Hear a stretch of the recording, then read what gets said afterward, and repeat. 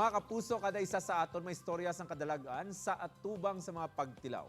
Mga istorya nga pwede mangin ehemplo sa iban sa ilaman padayon nga pagpakigbato. Mga puso, ina nga mga istoryang hatagan naton sang tion nga mapalabot sa iban para magserbe nga giya kag makapabaskog sa ila pagtuo. Ako gali si Edward John de Guzman, 25 years old. Currently, ang SK chairman diri sa Barrio Obrero.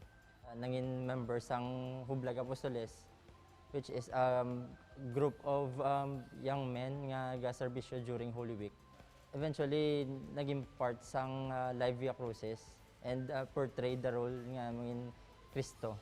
Sang dalayon nga pang-encourage ang mga upod ko nga sige kuha na lang na ang amo na nga role. Siyempre una kulbaan pero yun butang ko man siguro sa mindset ko nga obrahon tani para sa Ginoo.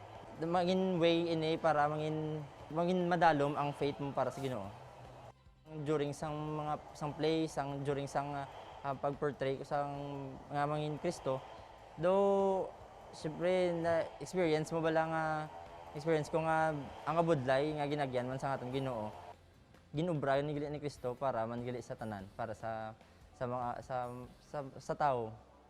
So even though though wala sang activities this coming Holy Week tungod sang pandemic, the only thing siguro nga maobra ta as pamatan-on para ma-strengthen aton faith is bisan sa simple nga pagsimba ta kung Domingo, pangamuyo sa Ginoo.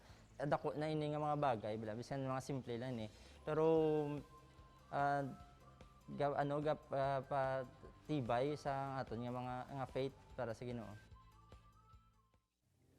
Padayon lang nga magtutok mga kapuso tungod base ang isa sa mga istorya nga amon ipasalida ang manginsabat sa madugay mo na nga palamangkutanon.